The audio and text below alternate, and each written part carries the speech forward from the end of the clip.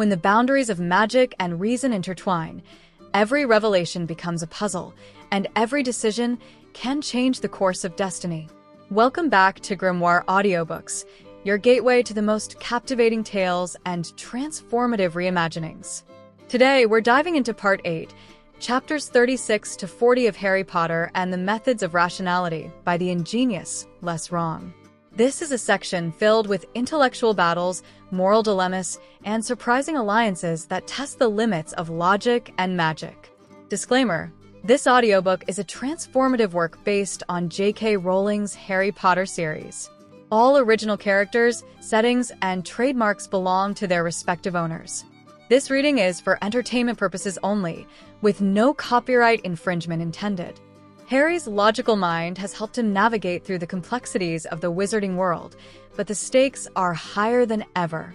As the mysteries deepen, Harry's reliance on science, strategy, and reason may be the key, or the obstacle, to uncovering the truth and safeguarding what he holds dear. As fans await updates on the highly anticipated Harry Potter TV series, Methods of Rationality continues to stand as a prime example of the creative potential of fanfiction. This story has been a cornerstone for readers who appreciate a cerebral twist on the magical world. Les Wrong is renowned for their ability to seamlessly weave philosophy, science, and storytelling into a compelling narrative. Their exploration of morality, reason, and the human condition shines brightly in this groundbreaking tale. So, grab a cozy spot and prepare for another thrilling journey through the wizarding world like you've never seen before. Don't forget, your engagement is magical. With 10 likes and 10 comments, the next part will be here in no time. Let's begin. 36. Status differentials. Wrenching disorientation. That was how it felt to walk out of platform 9 3/4 into the rest of Earth, the world that Harry had once thought was the only real world. People dressed in casual shirts and pants, instead of the more dignified robes of wizards and witches. Scattered bits of trash here and there around the benches. A forgotten smell, the fumes of burned gasoline, raw and sharp in the air. The ambience of the King's Cross train station, less bright and cheerful than Hogwarts or Diagon Alley.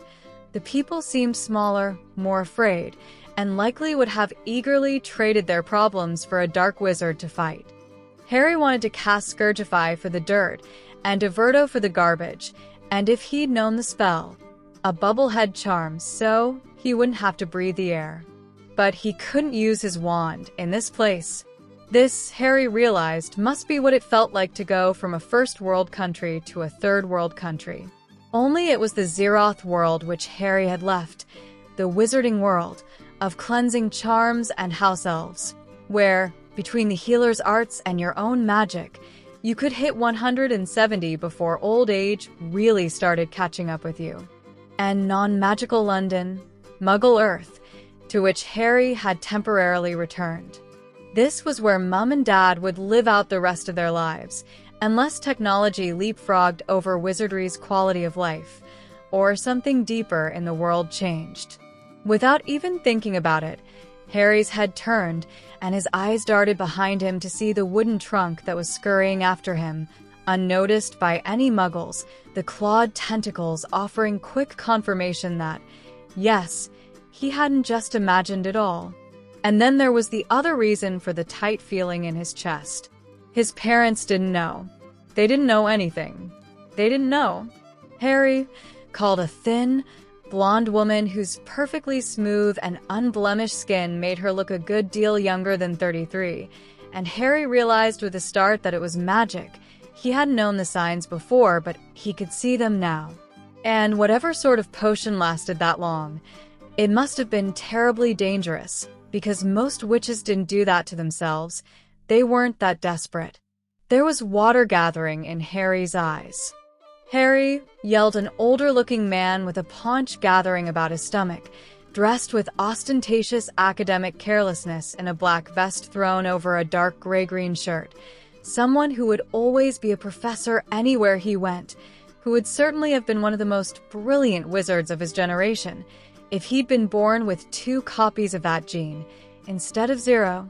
Harry raised his hand and waved to them. He couldn't speak. He couldn't speak at all. They came over to him, not running but at a steady, dignified walk. That was how fast Professor Michael Vayres-Evans walked, and Mrs. Petunia Evans-Vayres wasn't about to walk any faster. The smile on his father's face wasn't very wide, but then his father never was given to huge smiles. It was, at least, as wide as Harry had ever seen it, wider than when a new grant came in, or when one of his students got a position, and you couldn't ask for a wider smile than that. Mom was blinking hard, and she was trying to smile, but not doing a very good job. "So," said his father as he came striding up, "made any revolutionary discoveries yet?"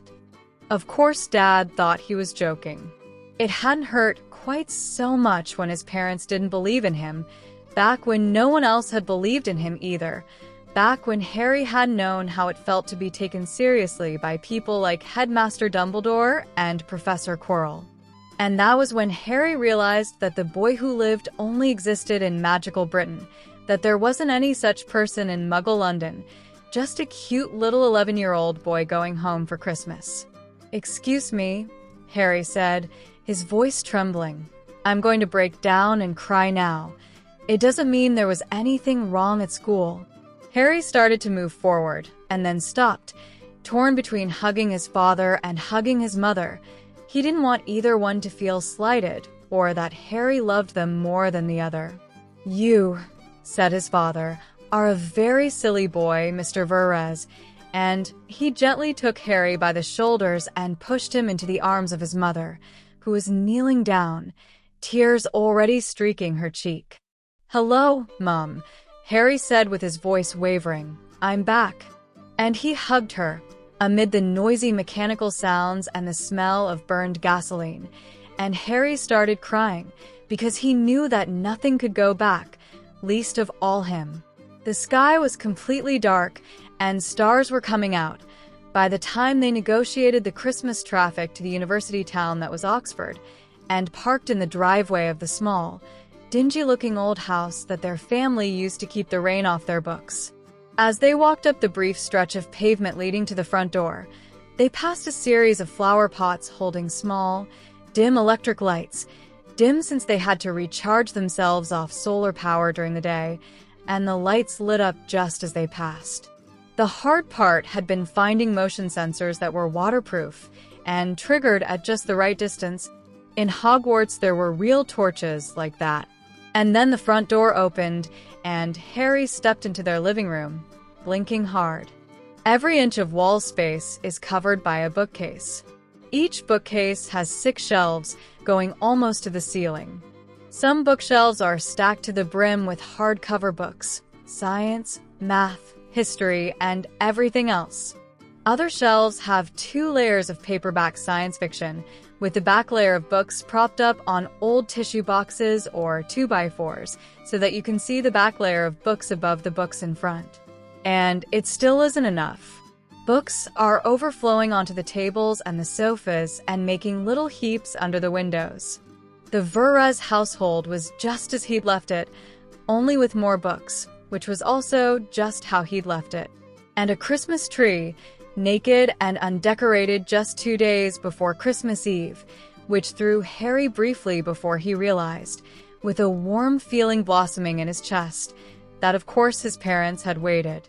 "We took the bed out of your room to make room for more bookcases," said his father. "You can sleep in your trunk, right?"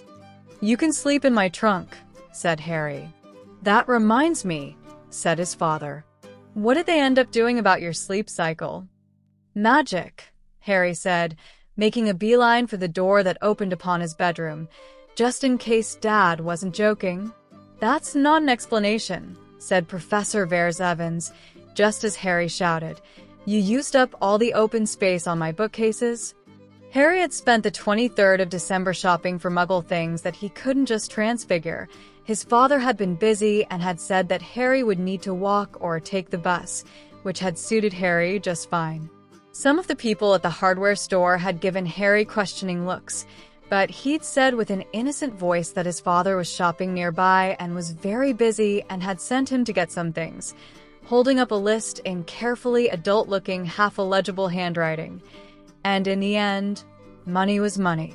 They had all decorated the Christmas tree together, and Harry had put a tiny dancing fairy on top, 2 sickles, 5 nuts at Gamble and Japes. Gringotts had readily exchanged galleons for paper money, but they didn't seem to have any. Simple way to turn larger quantities of gold into tax-free, unsuspicious Muggle money in a numbered Swiss bank account. This had rather spiked Harry's plan to turn most of the money he'd self-stolen into a sensible mix of 60% international index funds and 40% Berkshire Hathaway. For the moment, Harry had diversified his assets a little further by sneaking out late at night, invisible and time-turned, and burying 100 golden galleons in the backyard. He'd always wanted to do that anyway. Some of December 24th had been spent with the professor reading Harry's books and asking questions. Most of the experiments his father had suggested were impractical, at least for the moment. Of those remaining, Harry had done many of them already. Yes, Dad, I checked what happened if Hermione was given a changed pronunciation, and she didn't know whether it was changed. That was the very first experiment I did, Dad. The last question Harry's father had asked, looking up from magical drafts and potions with an expression of bewildered disgust, was whether it all made sense if you were a wizard, and Harry had answered no. Whereupon his father had declared that magic was unscientific. Harry was still a little shocked at the idea of pointing to a section of reality and calling it unscientific. Dad seemed to think that the conflict between his intuitions and the universe meant that the universe had a problem. Then again, there were lots of physicists who thought that quantum mechanics was weird, instead of quantum mechanics being normal and them being weird. Harry had shown his mother the healer's kit he'd bought to keep in their house, though most of the potions wouldn't work on Dad. Mum had stared at the kit in a way that made Harry ask whether Mum's sister had ever bought anything like that for Grandpa Edwin and Grandma Elaine. And when Mum still hadn't answered, Harry had said hastily that she must have just never thought of it.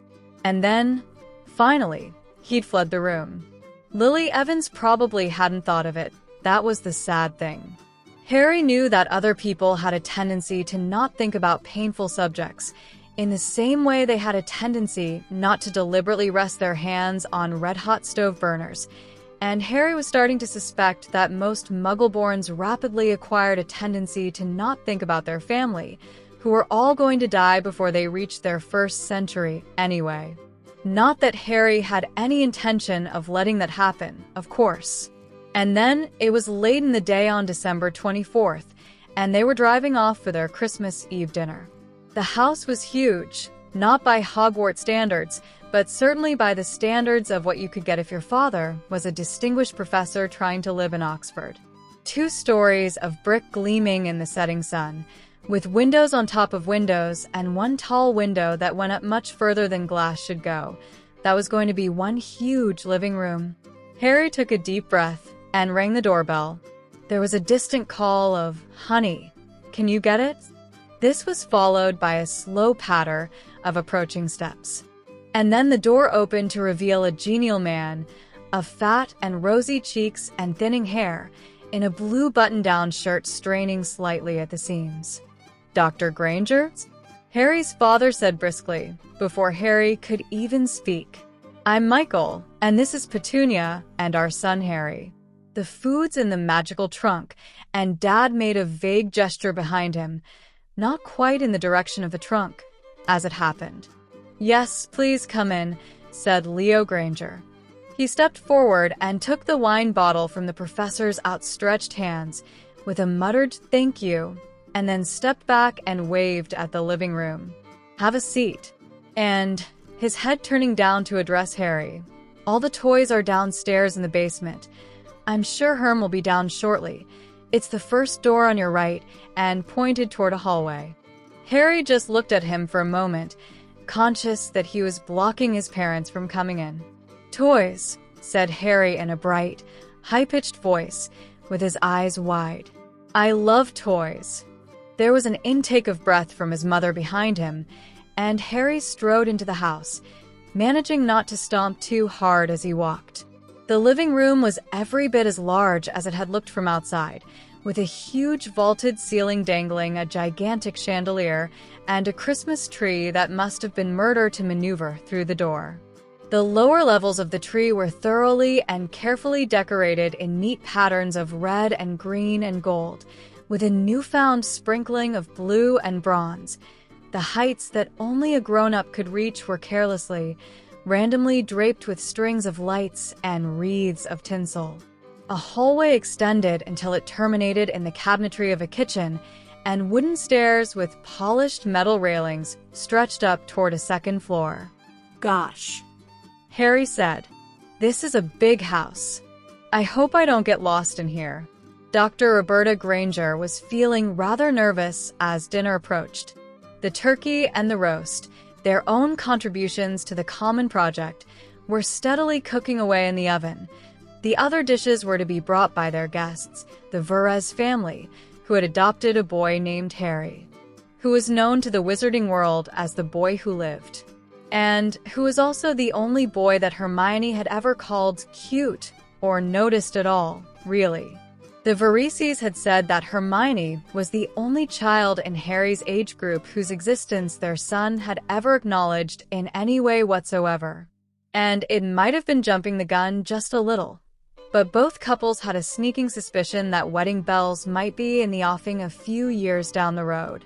So while Christmas Day would be spent, as always, with her husband's family, they decided to spend Christmas Eve meeting their daughter's possible future in-laws.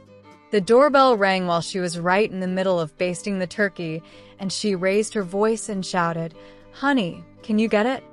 There was a brief groan of a chair and its occupant, and then there was the sound of her husband's heavy footsteps and the door swinging open. "Dr. Granger," said an older man's brisk voice. "I'm Michael, and this is Petunia and our son Harry. The food's in the magical trunk."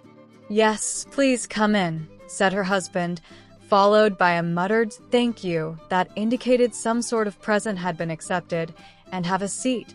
Then Leo's voice altered to a tone of artificial enthusiasm and said, "And all the toys are downstairs in the basement. I'm sure Herm will be down shortly. It's the first door on your right." There was a brief pause. Then a young boy's bright voice said, "Toys? I love toys." There was the sound of footsteps entering the house, and then the same bright voice said, "Gosh, this is a big house. I hope I don't get lost in here." Roberta closed up the oven, smiling. She'd been a bit worried about the way Hermione's letters had described the boy who lived, though certainly her daughter hadn't said anything indicating that Harry Potter was dangerous. Nothing like the dark hints written in the books Roberta had bought, supposedly for Hermione, during their trip to Diagon Alley. Her daughter hadn't said much at all, only that Harry talked like he came out of a book, and Hermione was studying harder than she ever had in her life just to stay ahead of him in class. But from the sound of it, Harry Potter was an ordinary 11-year-old boy. She got to the front door just as her daughter came clattering frantically down the stairs at a speed that didn't look safe at all.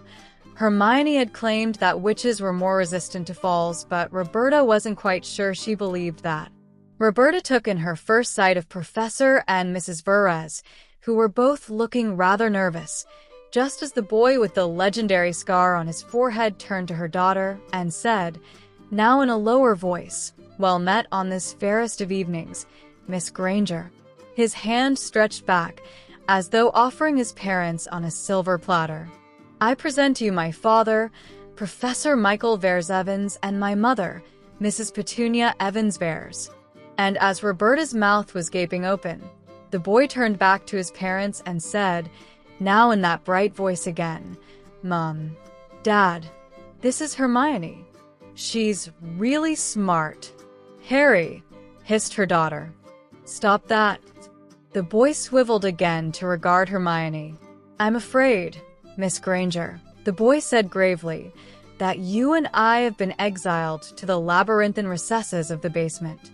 Let us leave them to their adult conversations, which would no doubt soar far above our own childish intellects, and resume our ongoing discussion of the implications of Humean projectivism for transfiguration. "Excuse us, please," said her daughter in a very firm tone, and grabbed the boy by his left sleeve and dragged him into the hallway. Roberta swiveled helplessly to track them as they went past her. The boy gave her a cheery wave, and then Hermione pulled the boy into the basement access and slammed the door behind her. I apologize for," said Mrs. Verres in a faltering voice. "I'm sorry," said the professor, smiling fondly. "Harry can be a bit touchy about that sort of thing.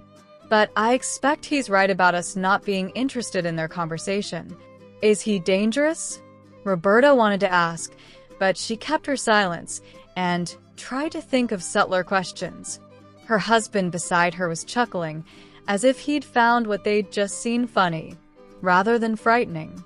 The most terrible Dark Lord in history had tried to kill that boy, and the burnt husk of his body had been found next to the crib.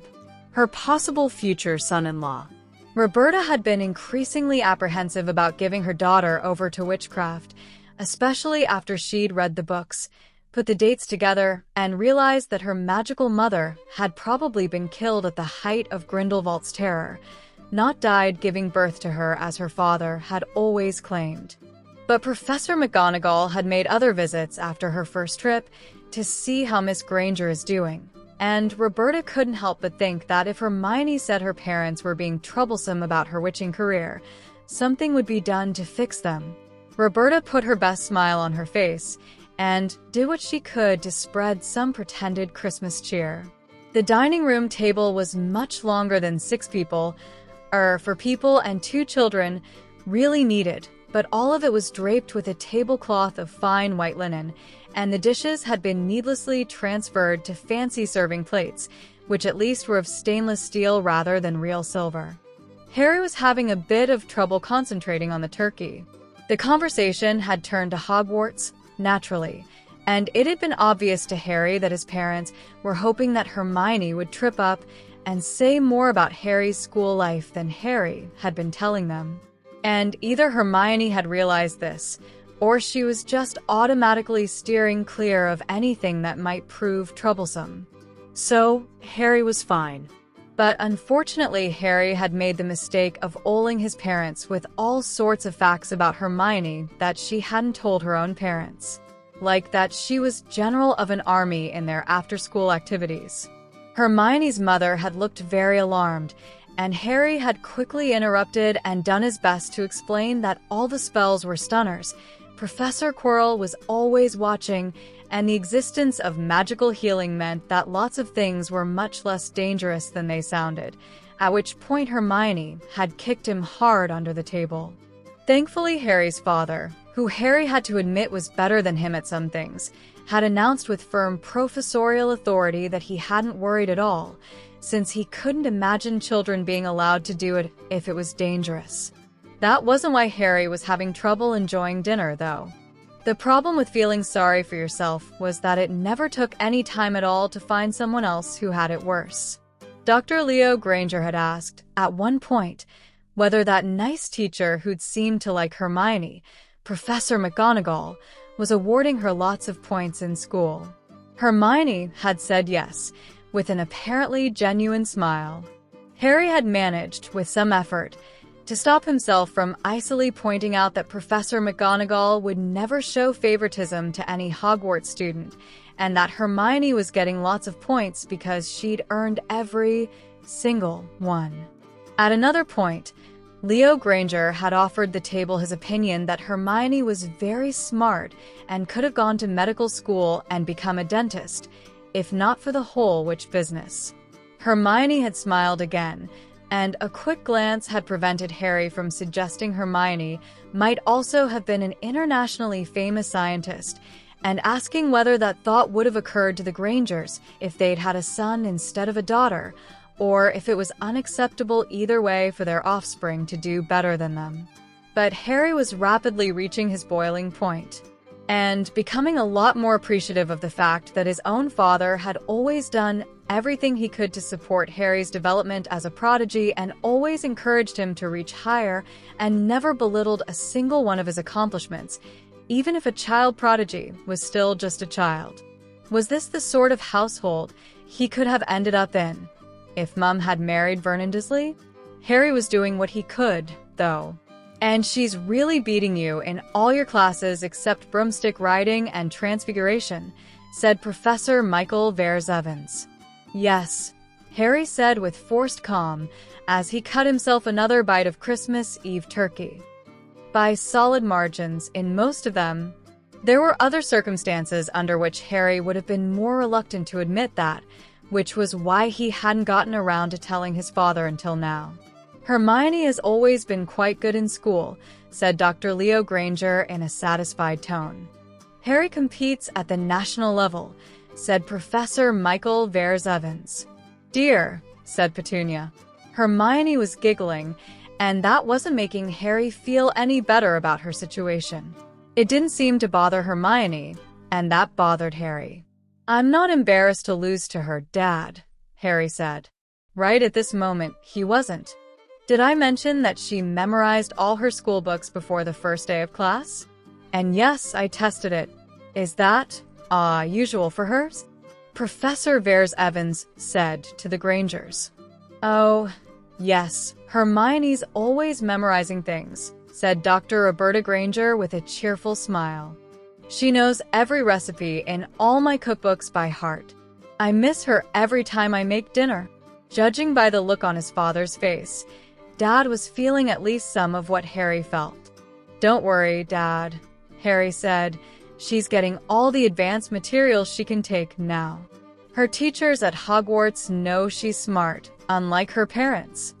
His voice had risen on the last 3 words, and even as all faces turned to stare at him, and Hermione kicked him again, Harry knew that he'd blown it, but it was too much, just way too much.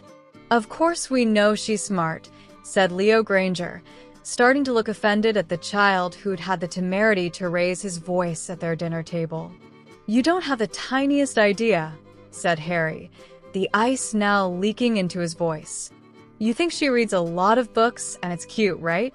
You see a perfect report card, and you think it's good that she's doing well in class. Your daughter is the most talented witch of her generation and the brightest star of Hogwarts, and someday, Dr. and Dr. Granger, the fact that you were her parents will be the only reason that history remembers you. Hermione, who had calmly got up from her seat and walked around the table, chose that moment to grab Harry's shirt by the shoulder and pull him out of his chair. Harry let himself be pulled, but as Hermione dragged him away, he said, raising his voice even louder, it is entirely possible that in 1,000 years, the fact that Hermione Granger's parents were dentists will be the only reason anyone remembers dentistry.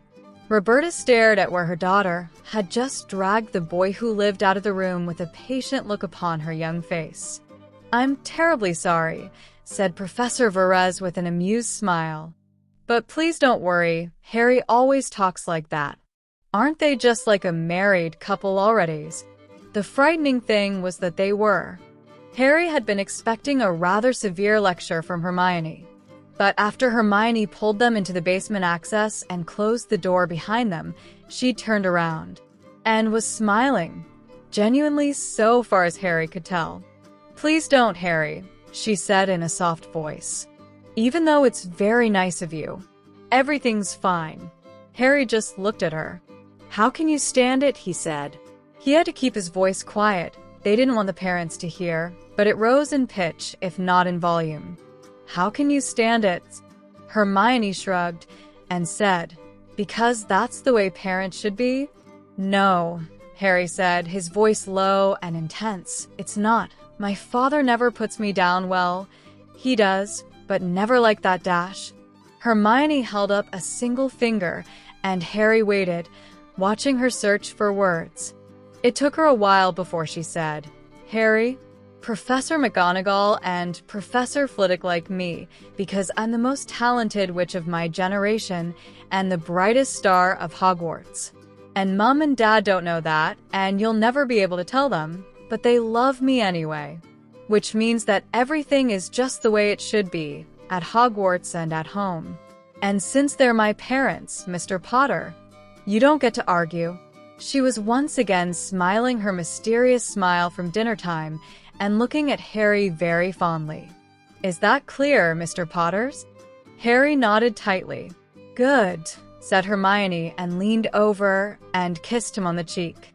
The conversation had only just gotten started again when a distant high-pitched yelp floated back to them. Hey, no kissing. The two fathers burst out in laughter just as the two mothers rose up from their chairs with identical looks of horror and dashed toward the basement. When the children had been brought back, Hermione was saying in an icy tone that she was never going to kiss Harry ever again, and Harry was saying in an outraged voice that the sun would burn down to a cold, dead cinder before he let her get close enough to try. 37. Interlude. Crossing the boundary. It was almost midnight. Staying up late was simple enough for Harry. He just hadn't used the time turner. Harry followed a tradition of timing his sleep cycle to make sure he was awake for when Christmas Eve turned into Christmas Day, because while he'd never been young enough to believe in Santa Claus, he'd once been young enough to doubt. It would have been nice if there had been a mysterious figure who entered your house in the night and brought you presents. A chill went down Harry's spine then. An intimation of something dreadful approaching. A creeping terror. A sense of doom. Harry sat bolt upright in bed.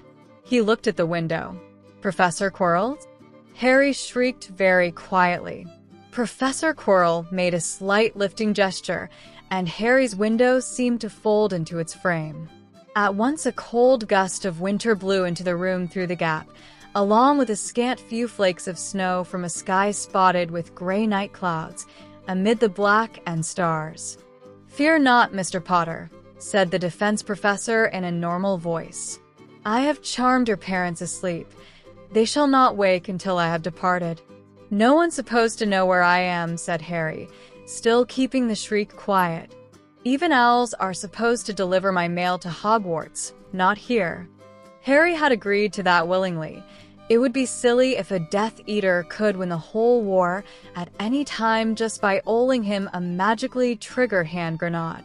Professor Quirrell was grinning from where he stood in the backyard beyond the window. Oh, I shouldn't worry, Mr. Potter. You are well protected against locating charms, and no blood purist is likely to think of consulting a phone book. His grin grew wider. And it did take considerable effort to cross the wards that the headmaster put around this house, though of course anyone who knew your address could simply wait outside and attack you the next time you left. Harry stared at Professor Quirrell for a while. What are you doing here? Harry said finally. The smile left Professor Quirrell's face. I've come to apologize, Mr. Potter, the defense professor said quietly. I should not have spoken to you so harshly as I dash. Don't, Harry said. He looked down at the blanket that he was clutching around his pajamas. Just don't. Have I offended you that much? Said Professor Quirrell's quiet voice. No, Harry said. But you will if you apologize. I see, said Professor Quirrell, and in an instant his voice grew stern. Then if I am to treat you as an equal, Mr. Potter, I should say that you have gravely violated the etiquette that holds between friendly Slytherins. If you are not currently playing the game against someone, you must not meddle in their plans like that, not without asking them before. For you do not know what their true design may be, nor what stakes they may lose. It would mark you as their enemy, Mr. Potter. I'm sorry, Harry said, in just the same quiet tone that Professor Quirrell had used. Apology accepted, said Professor Quirrell. But, Harry said, still quietly, you and I really must speak further on politics at some point. Professor Quirrell sighed. I know you dislike condescension, Mr. Potter dash. That was a bit of an understatement. But it would be even more condescending said Professor Quirrell, if I were not to state it clearly. You are missing some life experience, Mr. Potter. And does everyone who has sufficient life experience agree with you then? Said Harry calmly. What good is life experience to someone who plays Quidditch? Said Professor Quirrell, and shrugged. I think you will change your mind in time, after every trust you place has failed you, and you have become cynical.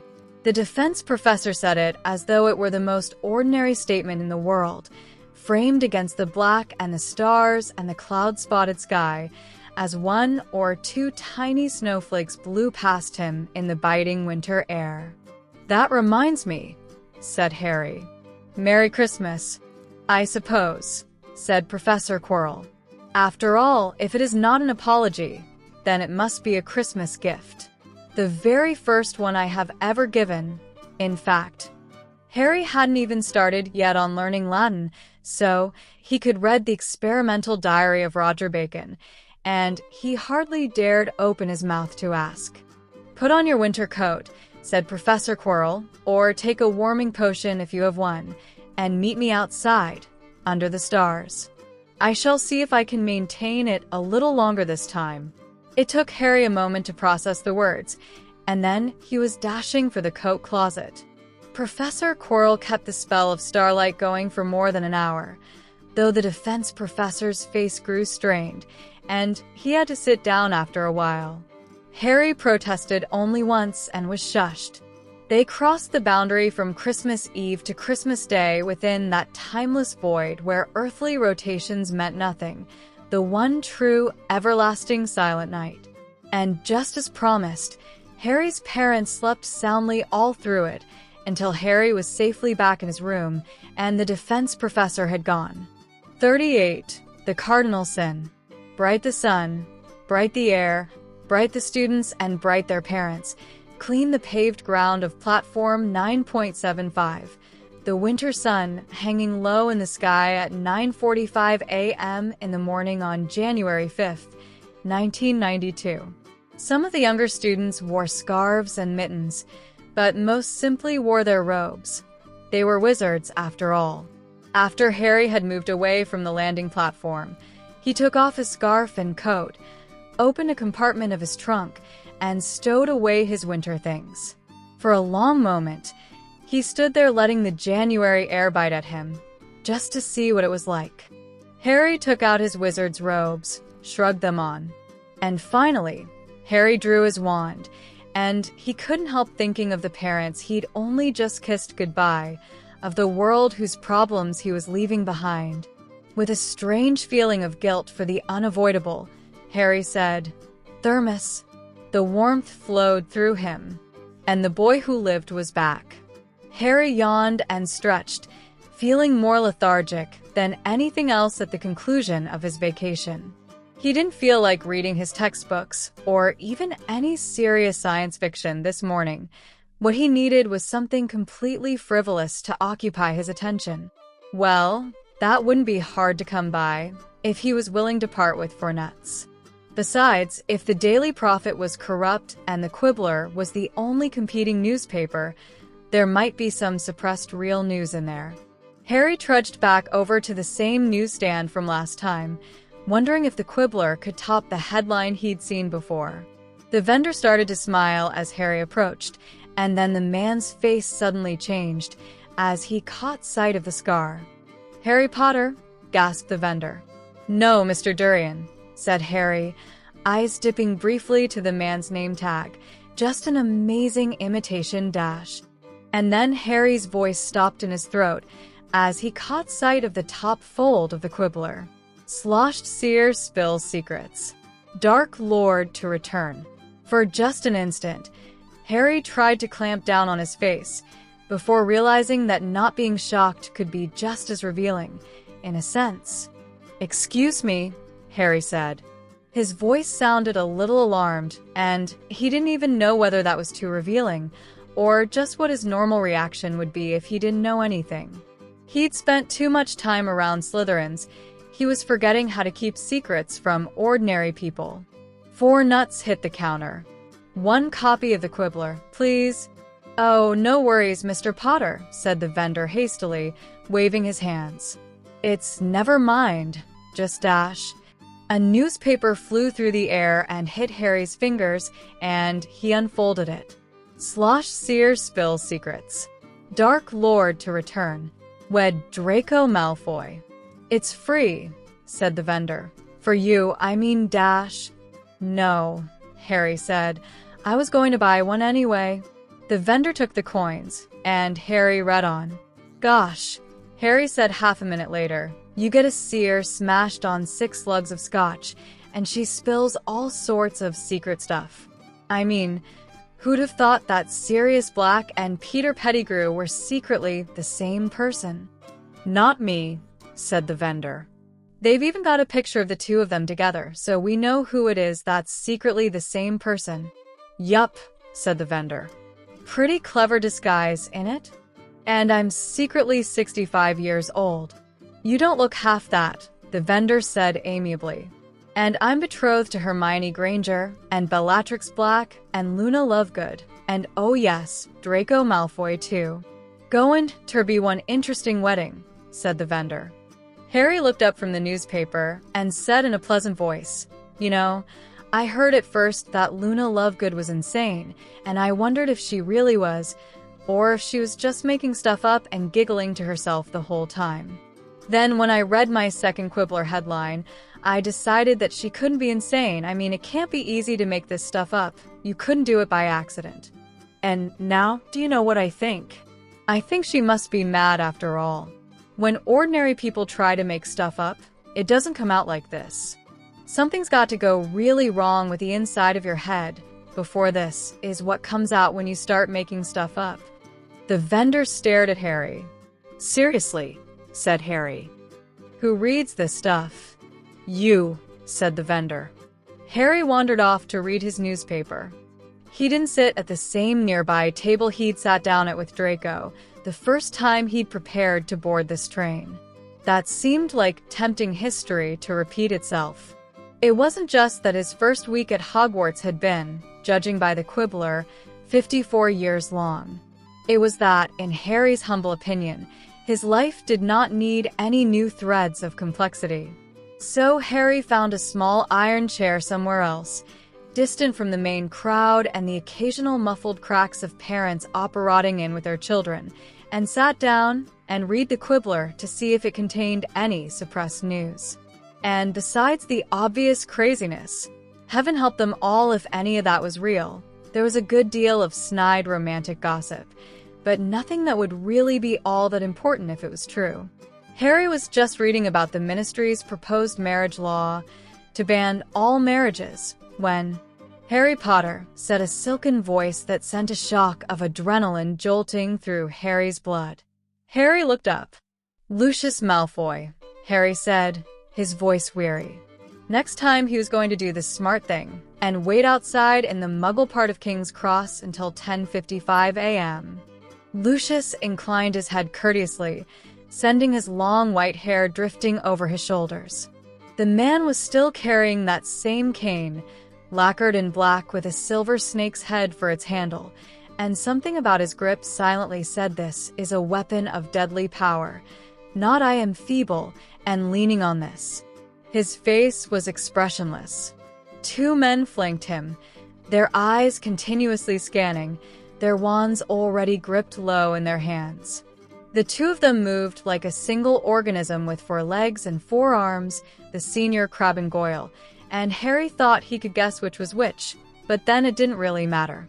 They were merely Lucius's appendages, as certainly as if they'd been the 2 rightmost toes on his left foot. "I apologize for disturbing you, Mr. Potter," said the smooth, silken voice. "But you have answered none of my owls, and this, I thought, might be my only opportunity to meet you." "I have received none of your owls," Harry said calmly. "Dumbledore intercepted them, I presume. But I would not have answered them if I had, except through Draco. For me to deal with you directly, without Draco's knowledge, would trespass on our friendship. Please go away. Please go away." The gray eyes glittered at him. "Is that your pose, then?" said the senior Malfoy. Well, I shall play along a little. What was your purpose in maneuvering your good friend, my son, into a public alliance with that girl? Oh, Harry said lightly. That's obvious, right? Draco's working with Granger will make him realize that Muggleborns are human after all. BWA. Ha. Ha. A thin trace of a smile moved over Lucius's lips. Yes, that does sound like one of Dumbledore's plans. Which it is not. Indeed, said Harry. It is part of my game with Draco, and no work of Dumbledore's, and that is all I will say. Let us dispense with games, said the senior Malfoy, the gray eyes suddenly hardening. If my suspicions are true, you would hardly do Dumbledore's bidding in any case, Mr. Potter. There was a slight pause. So you know, Harry said, his voice cold. Tell me, at which point, exactly, did you realize?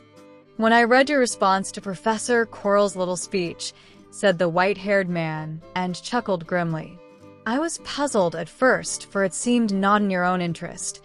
It took me days to understand whose interest was being served, and then it all finally became clear. And it is also obvious that you are weak, in some ways if not others. Very clever of you, said Harry, still cold. But perhaps you mistake my interests. Perhaps I do. A hint of steel came into the silken voice. Indeed, that is precisely what I fear. You are playing strange games with my son, to a purpose I cannot guess. That is not a friendly act, and you cannot but expect me to be concerned. Lucius was leaning upon his cane with both hands now, and both those hands white, and his bodyguards had suddenly tensed. Some instinct within Harry claimed that it would be a very bad idea to show his fear, to let Lucius see that he could be intimidated. They were in a public train station. Anyway, I find it interesting, Harry said, putting steel into his own voice, that you think I could benefit from doing Draco harm. But it is irrelevant, Lucius. He is my friend, and I do not betray my friends. What? Whispered Lucius. His face showed sheer shock. Then, company, said one of the minions, and Harry thought, from the voice, that it must be the senior crab. Lucius straightened and turned, then let out a hiss of disapproval. Neville was approaching, looking scared but determined, in tow behind a tall woman who didn't look scared at all. Madame Longbottom, Lucius said icily. Mr. Malfoy, returned the woman with equal ice. Are you being an annoyance to our Harry Potter? The bark of laughter that came from Lucius seemed strangely bitter. Oh, I rather think not. Come to protect him from me, have you? The white-haired had shifted toward Neville. And this would be Mr. Potter's loyal lieutenant, the last scion of Longbottom, Neville, self-styled of chaos. How strangely does the world turn. Sometimes I think it must all be mad. Harry had no idea at all what to say to that, and Neville looked confused and frightened. I doubt it is the world that is mad, said Madame Longbottom. Her voice took on a gloating tone. You seem in a poor mood, Mr. Malfoy. Did the speech of our dear Professor Quirrell cost you a few allies? It was a clever enough slander of my abilities, Lucius said coldly, though only effective upon the fools who believed that I was truly a Death Eater. What? Blurted Neville. I was under the Imperius, young man, said Lucius, now sounding tired. The Dark Lord could hardly have begun recruiting among pureblood families without the support of House Malfoy. I demurred, and he simply made sure of me. His own Death Eaters did not know it until afterward, hence the false mark I bear. Though since I did not truly consent, it does not bind me. Some of the Death Eaters still believe I was foremost among their number, and for the peace of this nation, I let them believe it, to keep them controlled. But I was not such a fool as to support that ill-fated adventurer of my own choice dash. Ignore him, Madame Longbottom said, the instruction addressed to Harry as well as Neville. He must spend the rest of his life pretending, for fear of your testimony under veritaserum, said with malicious satisfaction. Lucius turned his back on her dismissively and faced Harry again. Will you request this harridan to depart, Mr. Potter? I think not, said Harry in a dry voice. I prefer to deal with the part of House Malfoy that's my own age. There was a long pause, then. The gray eyes searched him. Of course, said Lucius slowly. I do feel the fool now. This whole time you were just pretending to have no idea what we were talking about. Harry met the gaze and said nothing. Lucius raised his cane a few centimeters and struck it hard on the ground. The world vanished in a pale haze. All sounds went quiet. There was nothing in the universe but Harry and Lucius Malfoy and the snake-headed cane. My son is my heart, said the senior Malfoy. The last worthwhile thing I have left in this world, and this I say to you in a spirit of friendship. If he were to come to harm, I would give my life over to vengeance.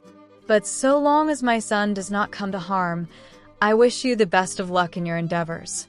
And as you have asked nothing more of me, I will ask nothing more of you. Then the pale haze vanished, showing an outraged Madame Longbottom being blocked from moving forward by the senior crab. Her wand was in her hand, now. How dare you, she hissed. Lucius's dark robes swirled around him, and his white hair, as he turned to the senior Goyle. We returned to Malfoy Manor. There were 3 pops of apparition, and they were gone. A silence followed. Dear heavens, said Madame Longbottom. What was that about? Harry shrugged helplessly. Then he looked at Neville. There was sweat on Neville's forehead. Thank you very much, Neville, said Harry. Your help was greatly appreciated, Neville. And now, Neville, I think you should sit down. Yes, General, said Neville, and instead of coming over to one of the other chairs near Harry, he semi-collapsed into a sitting position on the pavement. You have wrought many changes in my grandson, said Madame Longbottom. I approve of some, but not others.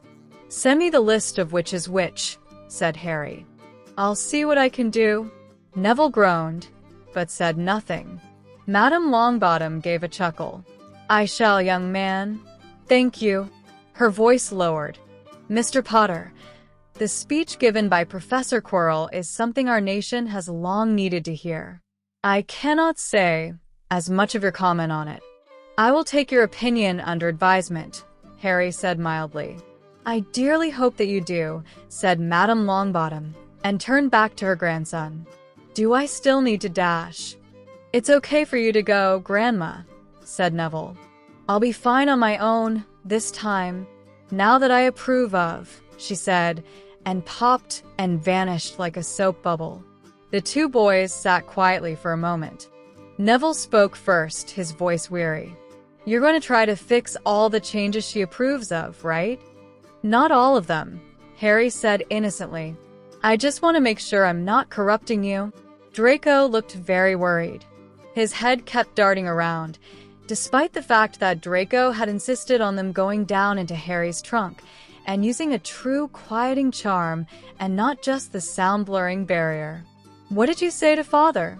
Blurted Draco, the moment the quieting charm went up and the sounds of platform 9¾ vanished. Look, can you tell me what he said to you before he dropped you off, said Harry. That I should tell him right away if you seem to be threatening me, said Draco. That I should tell him right away if there was anything I was doing that could pose a threat to you. Father thinks you're dangerous, Harry. Whatever you said to him today, it scared him. It's not a good idea to scare fathers. Oh, hell. What did you talk about? Demanded Draco. Harry leaned back wearily in the small folding chair that sat at the bottom of his trunk's cavern. You know, Draco, just as the fundamental question of rationality is, what do I think I know and how do I think I know it? There's also a cardinal sin, a way of thinking that's the opposite of that. Like the ancient Greek philosophers. They had no clue what was going on, so they'd go around saying things like, all is water or all is fire, and they never asked themselves, wait a minute, Even if everything is water, how could I possibly know that? They didn't ask themselves if they had evidence which discriminated that possibility from all the other possibilities you could imagine, evidence they'd be very unlikely to encounter if the theory wasn't true. Harry, Draco said, his voice strained. What did you talk about with Father? I don't know, actually, said Harry, so it's very important that I not just make stuff up. Harry had never heard Draco shriek in horror in quite that high a pitch before. 39. Pretending to be wise. Point 1. Whistle. Tick. Bzzzt ding. Glorp. Pop splat. Chime. Toot. Puff. Tinkle. Bubble. Beep. Thud. Crackle. Whoosh. Hiss. Pft. Whir. Professor Flitwick had silently passed Harry a folded parchment during Charms class that Monday, and the note had said that Harry was to visit the headmaster at his convenience, and in such fashion that no one else would notice, especially not Draco Malfoy or Professor Quirrell. His one-time password for the gargoyle would be Squeamish Ossifrage. This had been accompanied by a remarkably artistic ink drawing of Professor Flitwick staring at him sternly, the eyes of which occasionally blinked, and at the bottom of the note, underlined 3 times, was the phrase "Don't get into trouble." And so Harry had finished up Transfiguration class, and studied with Hermione, and eaten dinner, and spoken with his lieutenants, and finally, when the clock struck 9, turned himself invisible and dropped back to 6 p.m. and wearily trudged off toward the gargoyle, the turning spiral stairs, the wooden door, the room full of little fiddly things, and the silver-bearded figure of the headmaster.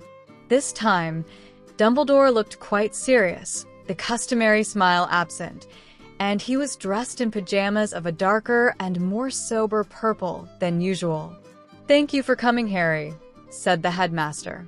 The old wizard rose from his throne, began to slowly pace through the room and the strange devices. "First, do you have with you the notes of yesterday's encounter with Lucius Malfoy?" "Notes," blurted Harry. "Surely you wrote it down," said the old wizard, and his voice trailed off. Harry felt rather embarrassed.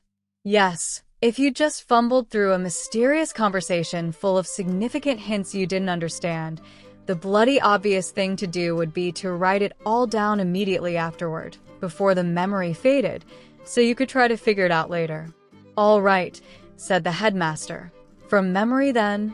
Harry sheepishly recited as best he could, and got almost halfway through before he realized that it wasn't smart to just go around telling the possibly crazy headmaster everything, at least not without thinking about it first. But then Lucius was definitely a bad guy and Dumbledore's opponent, so it probably was a good idea to tell him.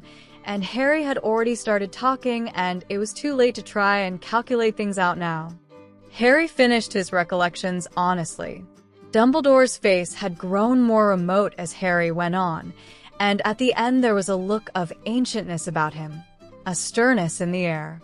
"Well," said Dumbledore, "I suggest you take the best of care that the heir of Malfoy does not come to harm, then. And I will do the same." The headmaster was frowning, his fingers drumming soundlessly through the inky black surface of a plate inscribed with the word Lelial. "And I think it would be most extremely wise for you to avoid all interaction with Lord Malfoy henceforth." "Did you intercept owls from him to me?" said Harry. The headmaster gazed at Harry for a long moment, then reluctantly nodded. For some reason, Harry wasn't feeling as outraged as he should have been. Maybe it was just that Harry was finding it very easy to sympathize with the headmaster's point of view right now. Even Harry could understand why Dumbledore wouldn't want him to interact with Lucius Malfoy. It didn't seem like an evil deed. Not like the headmaster blackmailing Zabini, for which they had only Zabini's word, and Zabini was wildly untrustworthy. In fact, it was hard to see why Zabini wouldn't just tell the story that got him the most sympathy from Professor Quirrell. "How about if, instead of protesting, I say that I understand your point of view," said Harry, "and you go on intercepting my owls, but you tell me who from." I have intercepted a great many owls to you. I am afraid, Dumbledore said soberly. You are a celebrity, Harry, and you would receive dozens of letters a day, some from far outside this country. Did I not turn them back? That, Harry said, now starting to feel a bit of indignation, seems like going a little too far. Many of those letters, the old wizard said quietly, will be asking you for things you cannot give. I have not read them, of course, only turn them back to their senders undelivered. But I know, for I receive them too. And you are too young, Harry, to have your heart broken 6 times before breakfast each morning. Harry looked down at his shoes.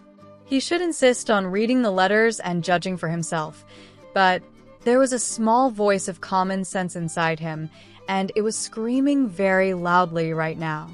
Thank you, Harry muttered. The other reason I ask you here, said the old wizard, was that I wished to consult your unique genius. Transfiguration, said Harry, surprised and flattered. No, not that unique genius, said Dumbledore.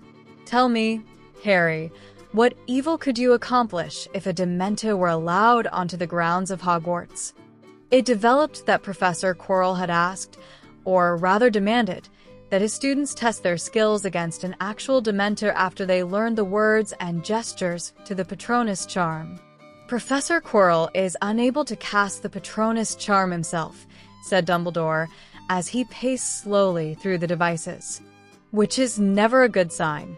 But then, he volunteered that fact to me in the course of demanding that outside instructors be brought in to teach the Patronus charm to every student who wished to learn. He offered to pay the expense himself if I would not.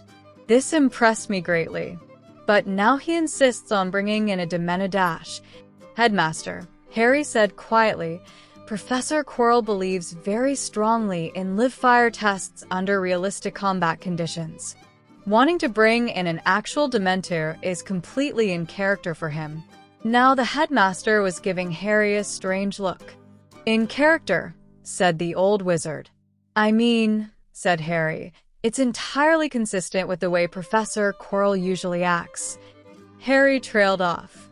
Why had he put it that way? The headmaster nodded. So you have the same sense I do, that it is an excuse. A very reasonable excuse, to be sure. More so than you may realize. Often, wizards seemingly unable to cast a Patronus charm will succeed in the presence of an actual Dementor, going from not a single flicker of light to a full corporeal Patronus. Why this should be, no one knows. But it is so. Harry frowned. Then I really don't see why you're suspicious. The headmaster spread his hands, as though in helplessness. Harry, the defense professor has asked me to pass the darkest of all creatures through the gates of Hogwarts. I must be suspicious, the headmaster sighed. And yet the Dementor will be guarded, warded, in a mighty cage. I will be there myself to watch it at all times. I cannot think of what ill could be done. But perhaps I am merely unable to see it. And so I am asking you. Harry stared at the headmaster with his mouth open. He was so shocked he couldn't even feel flattered. Me? Said Harry. Yes, said Dumbledore, smiling slightly. I try my best to anticipate my foes, to encompass their wicked minds and predict their evil thoughts. But I would never have imagined sharpening a Hufflepuff's bones into weapons. Was Harry ever going to live that down? Headmaster, Harry said wearily, I know it doesn't sound good, but in all seriousness, I'm not evil. I'm just very creative. I did not say that you were evil, Dumbledore said seriously. There are those who say that to comprehend evil is to become evil, but they are merely pretending to be wise. Rather, it is evil which does not know love, and dares not imagine love, and cannot ever understand love without ceasing to be evil. And I suspect that you can imagine your way into the minds of dark wizards better than I ever could, while still knowing love yourself. So, Harry, the headmaster's eyes were intent. If you stood in Professor Quirrell's shoes, What misdeeds could you accomplish after you tricked me into allowing a Dementa onto the grounds of Hogwarts?" "Hold on," said Harry, and in something of a daze trudged over to the chair in front of the headmaster's desk and sat down. It was a large and comfortable chair this time, not a wooden stool, and Harry could feel himself enveloped as he sank into it. Dumbledore was asking him to outwit Professor Quirrell. Point 1. Harry was rather fonder of Professor Quirrell than of Dumbledore. Point 2. The hypothesis was that the defense professor was planning to do something evil, and in that subjunctive case, Harry ought to be helping the headmaster prevent it. Point 3. "Headmaster," Harry said, "if Professor Quirrell is up to something, I'm not sure I can outwit him. He's got a lot more experience than I do." The old wizard shook his head, somehow managing to appear very solemn despite his smile. "You underestimate yourself."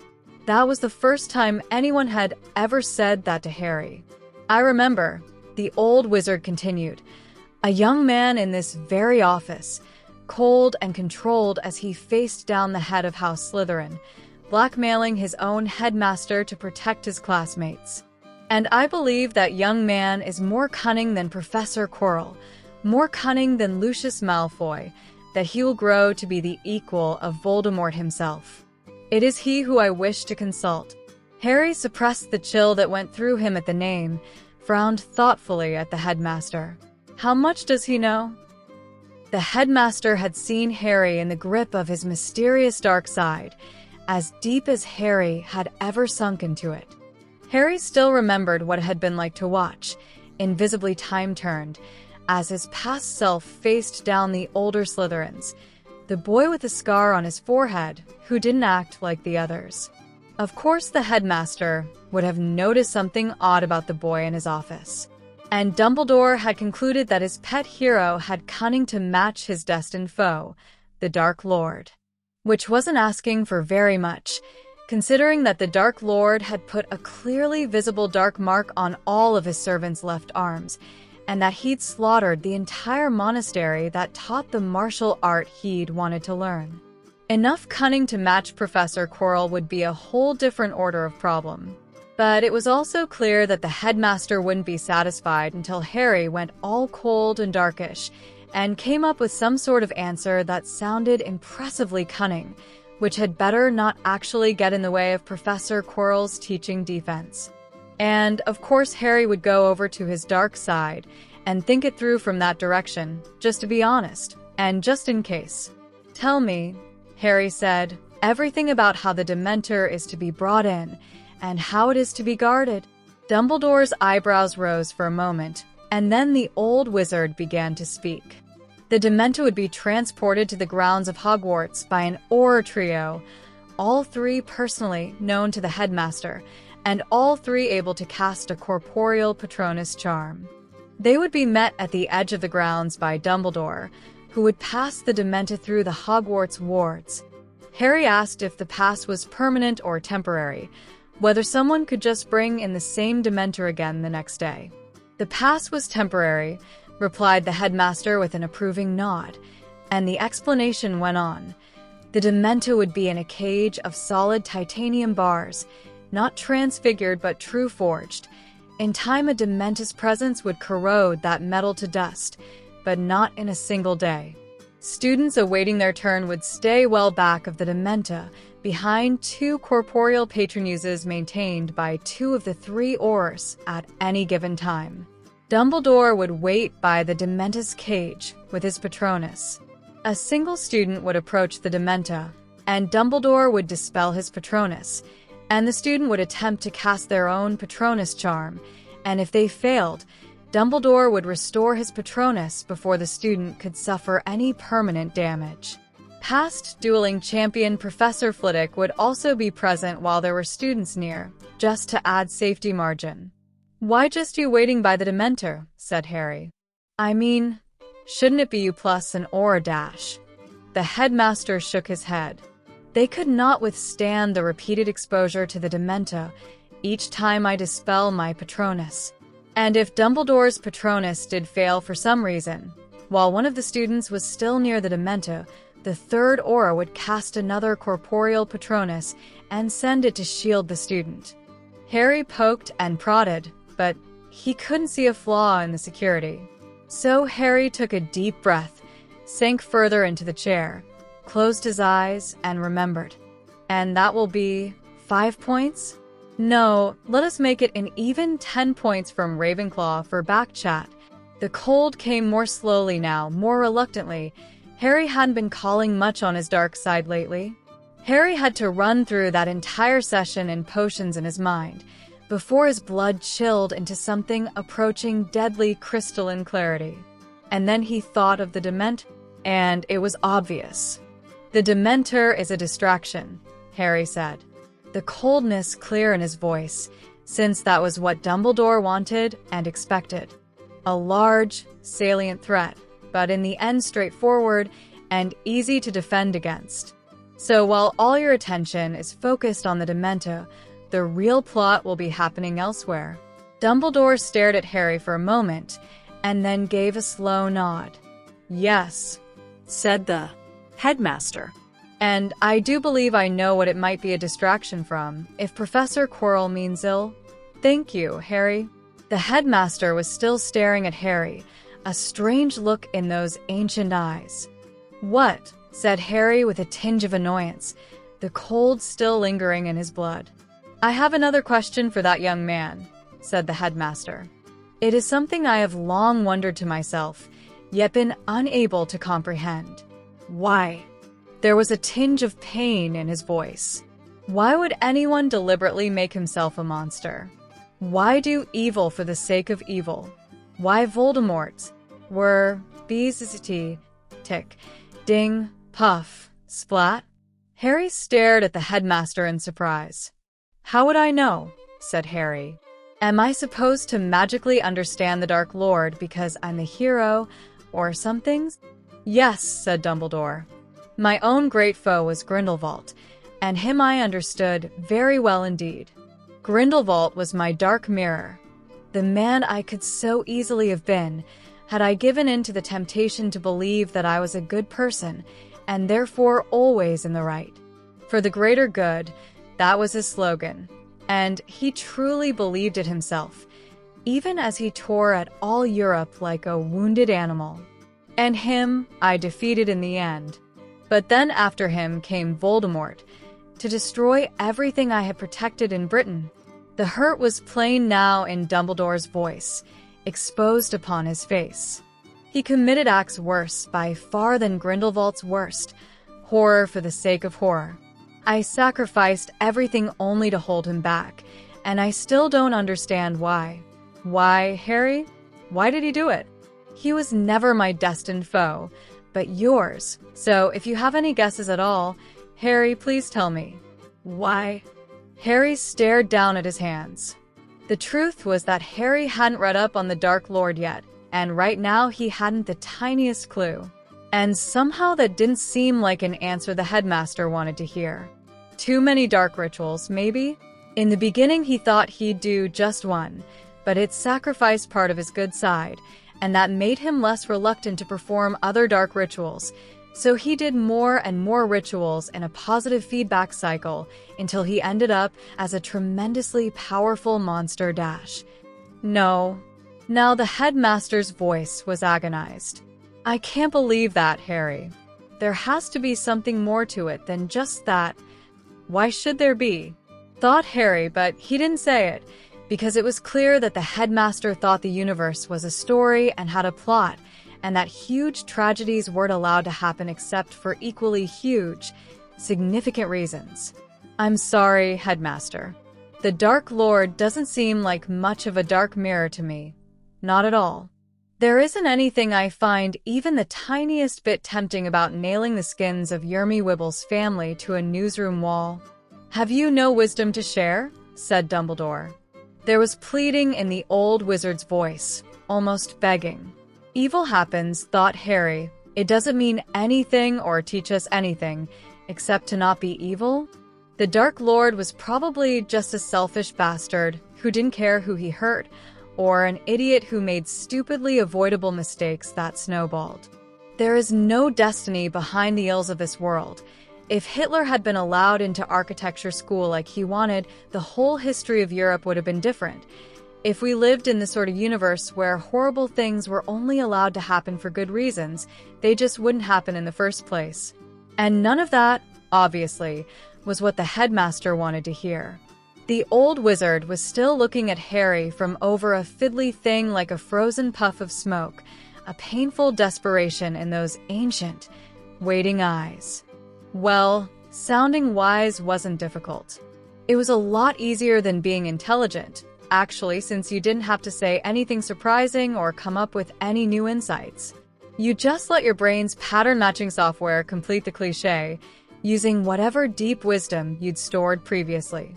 Headmaster, Harry said solemnly, I would rather not define myself by my enemies. Somehow, even in the midst of all the whirring and ticking, there was a kind of silence that had come out a bit more deeply wise than Harry had intended. You may be very wise, Harry, the headmaster said slowly. I do wish that I could have been defined by my friends. The pain in his voice had grown deeper. Harry's mind searched hastily for something else deeply wise to say that would soften the unintended force of the blow. Or perhaps, Harry said more softly, it is the foe that makes the Gryffindor, as it is the friend that makes the Hufflepuff, and the ambition that makes the Slytherin. I do know that it is always, in every generation, the puzzle that makes the scientist. It is a dreadful fate to which you condemn my house, Harry, said the headmaster. The pain was still in his voice. For now that you remark on it, I do think that I was very much made by my enemies. Harry stared at his own hands, where they lay in his lap. Maybe he should just shut up while he was ahead. But you have answered my question, said Dumbledore more softly, as though to himself. I should have realized that would be a Slytherin's key. For his ambition, all for the sake of his ambition. And that I know, though not why. For a time Dumbledore stared off into nothingness. Then he straightened, and his eyes seemed to focus on Harry again. And you, Harry, said the headmaster, you name yourself a scientist? His voice was laced with surprise and mild disapproval. You don't like science, said Harry a little wearily. He'd hoped Dumbledore would be fonder of Muggle things. I suppose it is useful to those without wands, said Dumbledore, frowning. But it seems a strange thing by which to define yourself. Is science as important as love? As kindness? As friendship? Is it science that makes you fond of Minerva McGonagall? Is it science that makes you care for Hermione Granger? Will it be science to which you turn when you try to kindle warmth in Draco Malfoy's heart? You know, the sad thing is, you probably think you just uttered some kind of incredibly wise knockdown argument. Now, how to phrase the rejoinder in such fashion that it also sounded incredibly wise? You are not Ravenclaw, Harry said with calm dignity, and so it might not have occurred to you that to respect the truth and seek it all the days of your life could also be an act of grace. The headmaster's eyebrows rose up, and then he sighed. How did you become so wise so young? The old wizard sounded sad as he said it. Perhaps it will prove valuable to you. Only for impressing ancient wizards who are overly impressed with themselves, thought Harry. He was actually a bit disappointed by Dumbledore's credulity. It wasn't that Harry had lied, but Dumbledore seemed far too impressed with Harry's ability to phrase things so that they sounded profound, instead of putting them into plain English like Richard Feynman had done with his wisdom. Love is more important than wisdom, said Harry, just to test the limits of Dumbledore's tolerance for blindingly obvious clichés completed by sheer pattern matching without any sort of detailed analysis. The headmaster nodded gravely and said, Indeed. Harry stood up out of the chair and stretched his arms. Well, I'd better go off and love something, then. That's bound to help me defeat the Dark Lord. And next time you ask me for advice, I'll just give you a hug.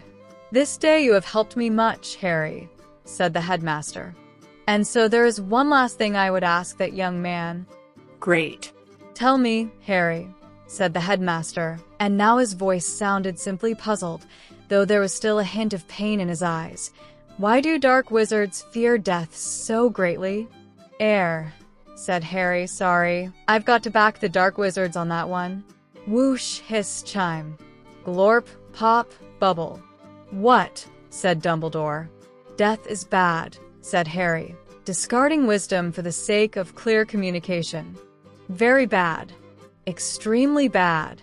Being scared of death is like being scared of a great big monster with poisonous fangs." It actually makes a great deal of sense, and does not, in fact, indicate that you have a psychological problem. The headmaster was staring at him as though he'd just turned into a cat. "Okay," said Harry. "Let me put it this way. Do you want to die? Because if so, there's this muggle thing called a suicide prevention hotline dash. When it is time," the old wizard said quietly. "Not before. I would never seek to hasten the day, nor seek to refuse it when it comes." Harry was frowning sternly. "That doesn't sound like you have a very strong will to live, headmaster." "Harry," the old wizard's voice was starting to sound a little helpless, and he had paced to a spot where his silver beard, unnoticed, had drifted into a crystalline glass goldfish bowl and was slowly taking on a greenish tinge that crept up the hairs. "I think I may have not made myself clear. Dark wizards are not eager to live. They fear death. They do not reach up toward the sun's light, but flee the coming of night into infinitely darker caverns of their own making, without moon or stars. It is not life they desire, but immortality, and they are so driven to grasp at it that they will sacrifice their very souls." "Do you want to live forever, Harry?" "Yes, and so do you," said Harry. "I want to live one more day. Tomorrow, I will still want to live one more day. Therefore, I want to live forever, proof by induction on the positive integers. If you don't want to die, it means you want to live forever. If you don't want to live forever, it means you want to die. You've got to do one or the other. I'm not getting through here, am I?" The two cultures stared at each other across a vast gap of incommensurability. "I have lived 110 years, the old wizard said quietly, taking his beard out of the bowl and jiggling it to shake out the color. "I have seen and done a great many things, too many of which I wish I had never seen or done. And yet, I do not regret being alive, for watching my students grow is a joy that has not begun to wear on me. But I would not wish to live so long that it does." "What would you do with eternity, Harry?" Harry took a deep breath. "Meet all the interesting people in the world, read all the good books, and then write something even better. Celebrate my first grandchild's 10th birthday party on the moon. Celebrate my first great-great-great-grandchild's 100th birthday party around the rings of Saturn. Learn the deepest and final rules of nature. Understand the nature of consciousness. Find out why anything exists in the first place. Visit other stars. Discover aliens. Create aliens. Rendezvous with everyone for a party. On the other side of the Milky Way, once we've explored the whole thing, meet up with everyone else who is born on old Earth to watch the sun finally go out. And I used to worry about finding a way to escape this universe before it ran out of negentropy, but I'm a lot more hopeful now that I've discovered the so-called laws of physics are just optional guidelines."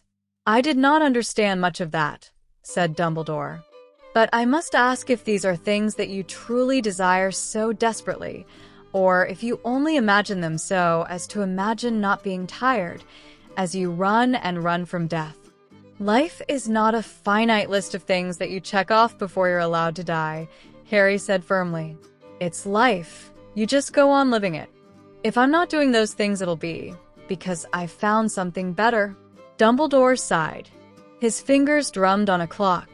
As they touched it, the numerals changed to an indecipherable script, and the hands briefly appeared in different positions. "In the unlikely event that I am permitted to tarry until 150, said the old wizard, "I do not think I would mind." But 200 years would be entirely too much of a good thing. Yes, well, Harry said, his voice a little dry as he thought of his mum and dad and their allotted span if Harry didn't do something about it.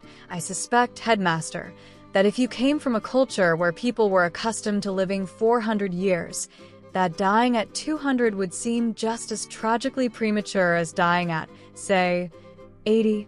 Harry's voice went hard on that last word. Perhaps, the old wizard said peacefully, I would not wish to die before my friends, nor live on after they had all gone. The hardest time is when those you loved the most have gone on before you, and yet others still live, for whose sake you must stay. Dumbledore's eyes were fixed on Harry and growing sad. Do not mourn me too greatly, Harry. When my time comes, I will be with those I have long missed, on our next great adventure. Oh, Harry said in sudden realization. You believe in an afterlife. I got the impression wizards didn't have religion. toot, beep, thud. How can you not believe it? Said the headmaster, looking completely flabbergasted. Harry, you're a wizard. You've seen ghosts, eh? Ghosts, Harry said, his voice flat. You mean those things like portraits, stored memories, and behaviors with no awareness or life, accidentally impressed into the surrounding material by the burst of magic that accompanies the violent death of a wizard dash. I've heard that theory, said the headmaster, his voice growing sharp, repeated by wizards who mistake cynicism for wisdom, who think that to look down upon others is to elevate themselves. It is one of the silliest ideas I have heard in 110 years. Yes, ghosts do not learn or grow, because this is not where they belong. Souls are meant to move on. There is no life remaining for them here. And if not ghosts, then what of the veil? What of the resurrection stone? All right, Harry said, trying to keep his voice calm. I'll hear out your evidence, because that's what a scientist does. But first, headmaster, let me tell you a little story. Harry's voice was trembling. You know, when I got here, when I got off the train from King's Cross, I don't mean yesterday, but back in September, when I got off the train then, headmaster, I'd never seen a ghost. I wasn't expecting ghosts. So when I saw them, headmaster, I did something really dumb. I jumped to conclusions. I thought there was an afterlife. I thought no one had ever really died. I thought that everyone the human species had ever lost was really fine after all. I thought that wizards could talk to people who'd passed on, that it just took the right spell to summon them, that wizards could do that. I thought I could meet my parents who died for me and tell them that I'd heard about their sacrifice and that I'd begun to call them my mother and father dash. Harry, whispered Dumbledore. Water glittered in the old wizard's eyes. He took a step closer across the office. And then, spat Harry, the fury coming fully into his voice, the cold rage at the universe for being like that and at himself for being so stupid. I asked Hermione, and she said that they were just afterimages, burned into the stone of the castle by the death of a wizard, like the silhouettes left on the walls of Hiroshima. And I should have known. I should have known without even having to ask. I shouldn't have believed it even for all of 30 seconds. Because if people had souls, there wouldn't be any such thing as brain damage. If your soul could go on speaking after your whole brain was gone, how could damage to the left cerebral hemisphere take away your ability to talk? And Professor McGonagall, when she told me about how my parents had died, she didn't act like they'd just gone away on a long trip to another country, like they'd emigrated to Australia back in the days of sailing ships, which is the way people would act if they actually knew that death was just going somewhere else, if they had hard evidence for an afterlife. Instead of making stuff up to console themselves, it would change everything. It wouldn't matter that everyone had lost someone in the war. It would be a little sad, but not horrible. And I'd already seen that people in the wizarding world didn't act like that. So I should have known better. And that was when I knew that my parents were really dead and gone forever and ever, that there wasn't anything left of them, that I'd never get a chance to meet them, and the other children thought I was crying because I was scared of ghosts dash. The old wizard's face was horrified. He opened his mouth to speak. So tell me, Headmaster. Tell me about the evidence. But don't you dare exaggerate a single tiny bit of it, because if you give me false hope again, and I find out later that you lied or stretched things just a little, I won't ever forgive you for it. What's the veil? Harry reached up and wiped at his cheeks, while the glass things of the office stopped vibrating from his last shriek. The veil, said the old wizard with only a slight tremble in his voice, is a great stone archway, kept in the Department of Mysteries, a gateway to the land of the dead. And how does anyone know that? Said Harry. Don't tell me what you believe. Tell me what you've seen. The physical manifestation of the barrier between worlds was a great stone archway, old and tall and coming to a sharp point, with a tattered black veil like the surface of a pool of water, stretched between the stones, rippling, always, from the constant and one-way passage of the souls. If you stood by the veil, you could hear the voices of the dead calling, always calling in whispers barely on the wrong side of comprehension, growing louder and more numerous if you stayed and tried to hear, as they tried to communicate, and if you listened too long, you would go to meet them, and in the moment you touched the veil, you would be sucked through and never be heard from again. That doesn't even sound like an interesting fraud, Harry said, his voice calmer now that there was nothing there to make him hope or make him angry for having hopes dashed. Someone built a stone archway, made a little black rippling surface between it that vanished anything it touched, and enchanted it to whisper to people and hypnotize them. Harry, the headmaster said, starting to look rather worried. I can tell you the truth, but if you refuse to hear it, also not interesting. What's the resurrection stone? I would not tell you, the headmaster said slowly, save that I fear what this disbelief may do to you. So listen then, Harry, please listen. The resurrection stone was one of the 3 legendary Deathly Hallows, kin to Harry's cloak. The resurrection stone could call souls back from the dead, bring them back into the world of the living, though not as they were. Cadmus Peveril used the stone to call back his lost beloved from the dead, but her heart stayed with the dead and not in the world of the living. And in time it drove him mad, and he killed himself to be truly with her once more. In all politeness, Harry raised his hand. Yes, the headmaster said reluctantly. The obvious test to see if the resurrection stone is really calling back the dead or just projecting an image from a user's mind is to ask a question whose answer you don't know, but the dead person would, and that can be definitely verified in this world. For example, call back dash. Then Harry paused, because this time he'd managed to think it through one step ahead of his tongue, fast enough to not say the first name and test that had sprung to mind. Your dead wife, and ask her where she left her lost earring, or something like that, Harry finished. Did anyone do any tests like that? The resurrection stone has been lost for centuries, Harry, the headmaster said quietly. Harry shrugged.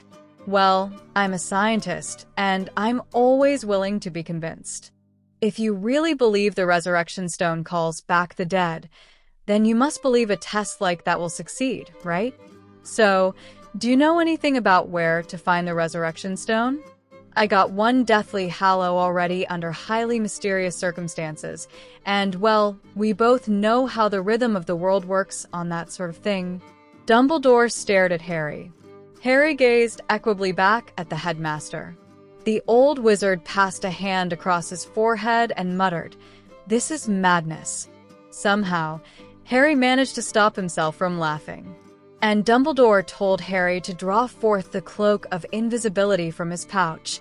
At the headmaster's direction, Harry stared at the inside and back of the hood until he saw it, faintly drawn against the silvery mesh in faded scarlet like dried blood, the symbol of the Deathly Hallows, a triangle with a circle drawn inside, and a line dividing them both. "Thank you," Harry said politely. "I shall be sure to keep an eye out for a stone so marked. Do you have any other evidence?" Dumbledore appeared to be fighting a struggle within himself.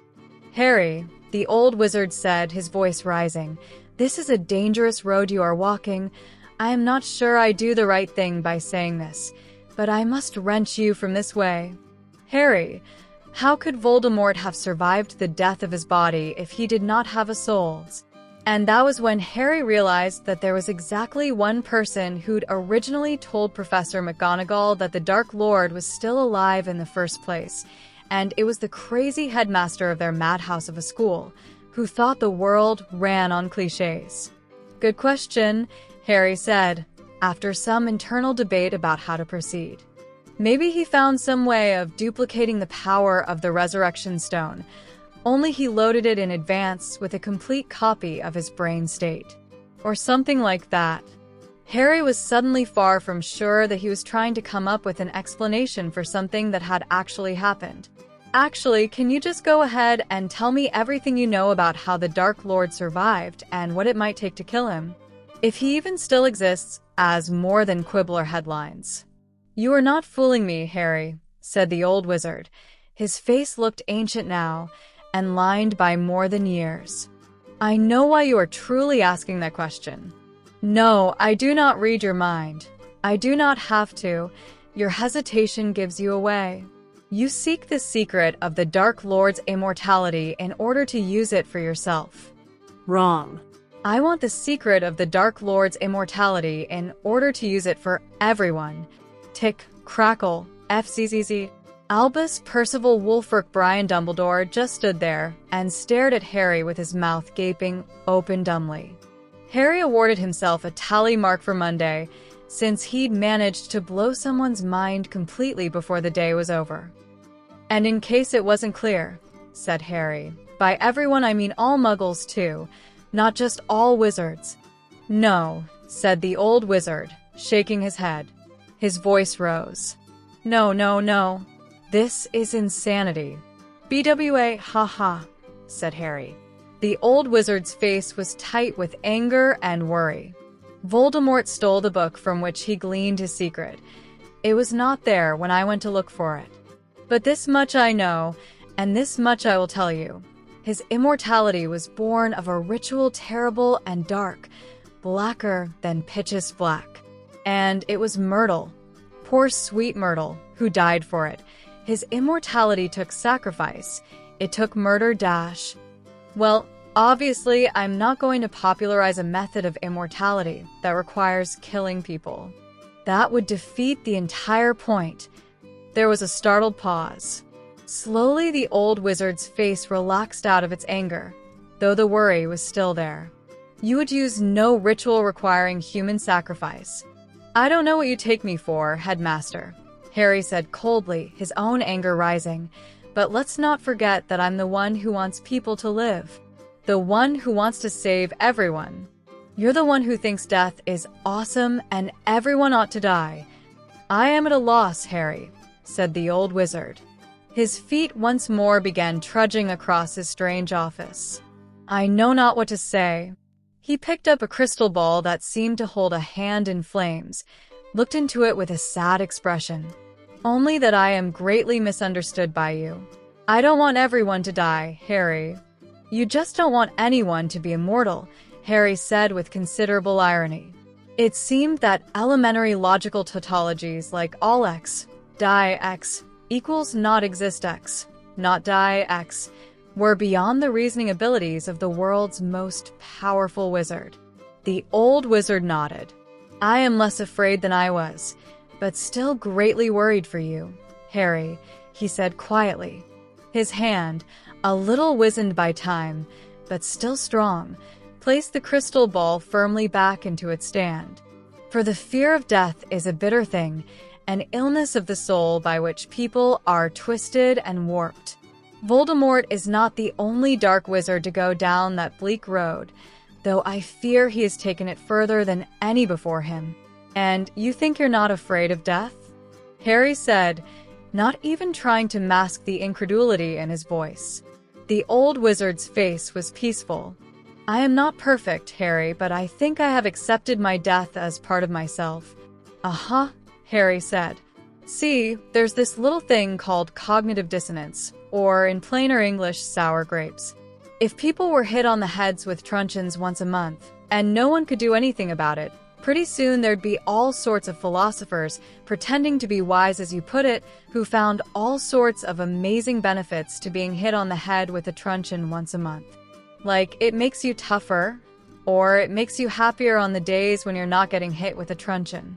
But if you went up to someone who wasn't getting hit, and you asked them if they wanted to start in exchange for those amazing benefits, they'd say no. And if you didn't have to die, if you came from somewhere that no one had ever even heard of death, and I suggested to you that it would be an amazing, wonderful, great idea for people to get wrinkled and old and eventually cease to exist, why, you'd have me hauled right off to a lunatic asylum. So why would anyone possibly think any thought so silly as that death is a good thing? Because you're afraid of it, because you don't really want to die, and that thought hurts so much inside you that you have to rationalize it away, do something to numb the pain so you won't have to think about it. No, Harry, the old wizard said. His face was gentle. His hand trailed through a lighted pool of water that made small musical chimes as his fingers stirred it. Though I can understand how you must think so. Do you want to understand the dark wizard? Harry said, his voice now hard and grim. Then look within the part of yourself that flees not from death, but from the fear of death, that finds that fear so unbearable that it will embrace death as a friend and cousin up to it. Try to become one with the night, so that it can think itself master of the abyss.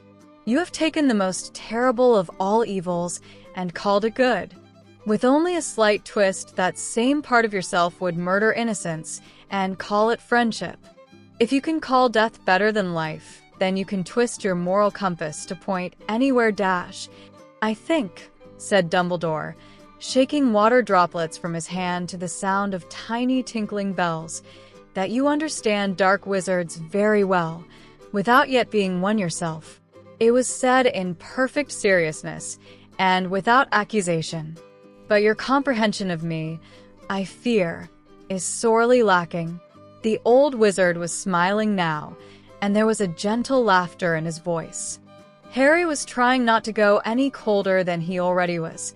From somewhere there was pouring into his mind a blazing fury of resentment at Dumbledore's condescension, and all the laughter that wise old fools had ever used in place of argument. Funny thing, I thought Draco Malfoy was going to be this impossible to talk to, and instead, in his childish innocence, he was 100 times stronger than you. A look of puzzlement crossed the old wizard's face. What do you mean? I mean, Harry said, his voice biting, that Draco actually took his own beliefs seriously and processed my words instead of throwing them out the window by smiling with gentle superiority. You're so old and wise. You can't even notice anything I'm saying.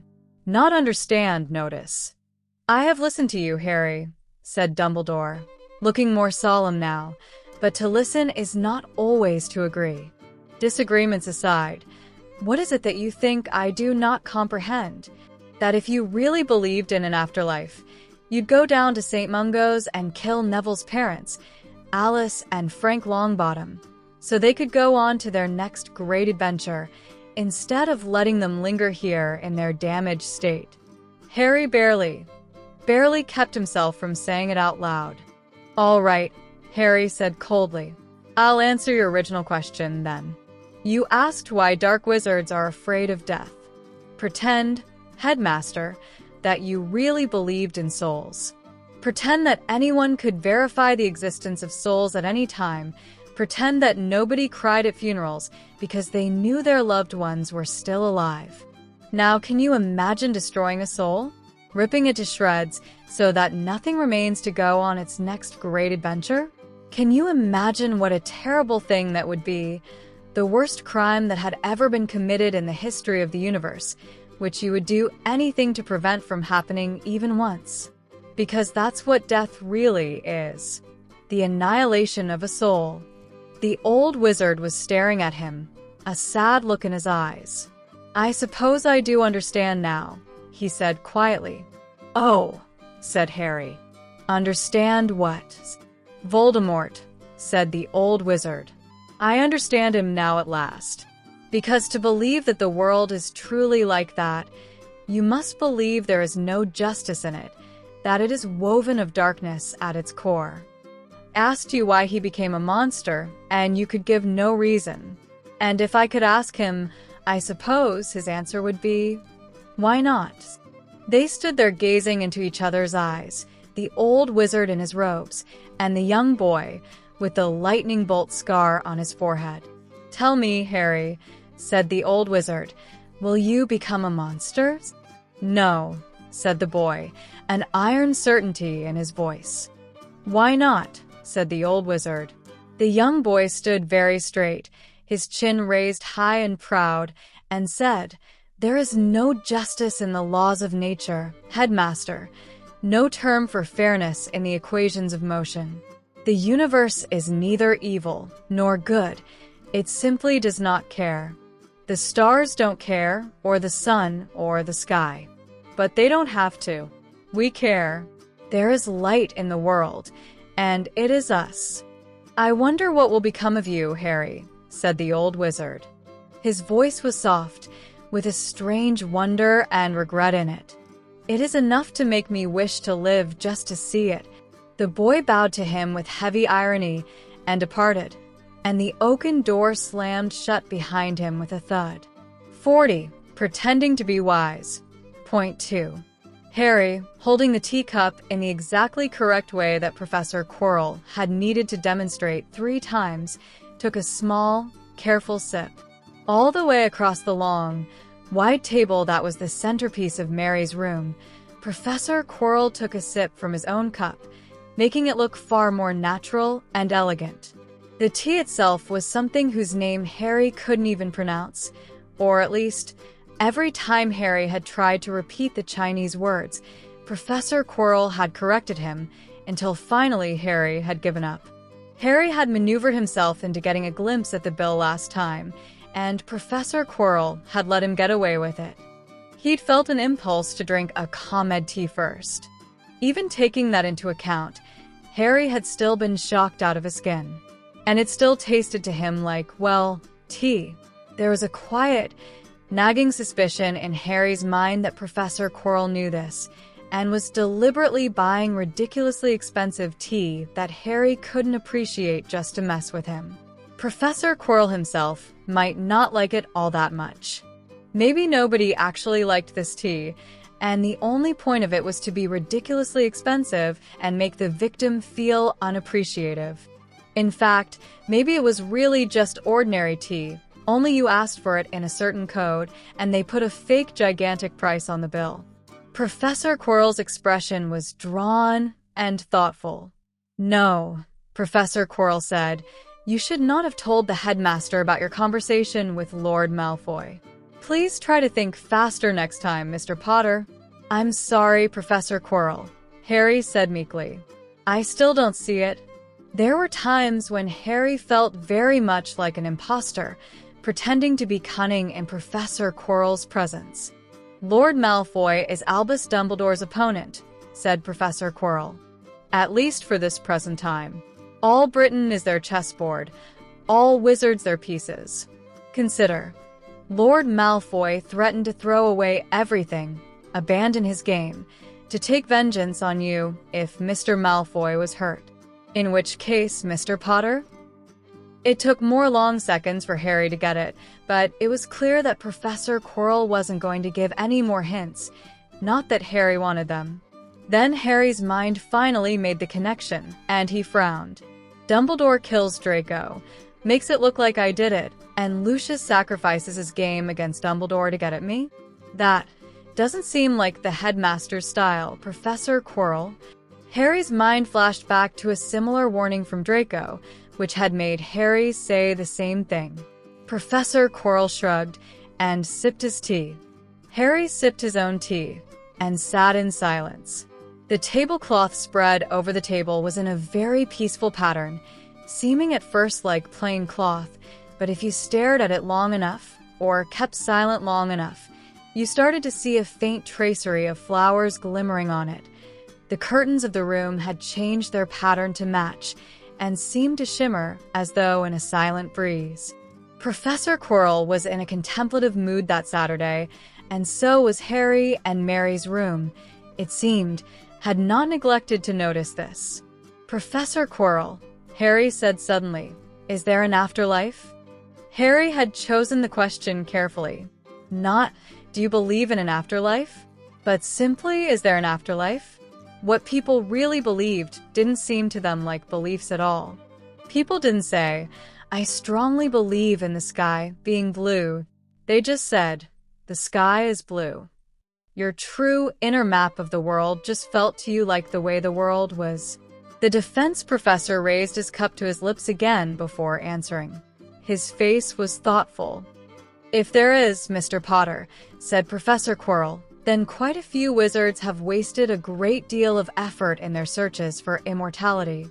"That's not actually an answer," Harry observed. He'd learned by now to notice that sort of thing when talking to Professor Quirrell. Professor Quirrell set down his teacup with a small, high-pitched tacking sound on his saucer. "Some of those wizards were reasonably intelligent, Mr. Potter, so you may take it that the existence of an afterlife is not obvious. I have looked into the matter myself. There have been many claims of the sort which hope and fear would be expected to produce. Among those reports whose veracity is not in doubt, there is nothing which could not be the result of mere wizardry. There are certain devices said to communicate with the dead, but these, I suspect, only project an image from the mind. The result seems indistinguishable from memory, because it is memory. The alleged spirits tell no secrets they knew in life, nor could have learned after death, which are not known to the wielder dash. Which is why the Resurrection Stone is not the most valuable magical artifact in the world," said Harry. "Precisely," said Professor Quirrell, "though I wouldn't say no to a chance to try it." There was a dry, thin smile on his lips, and something colder, more distant in his eyes. "You spoke to Dumbledore of that as well, I take it?" Harry nodded.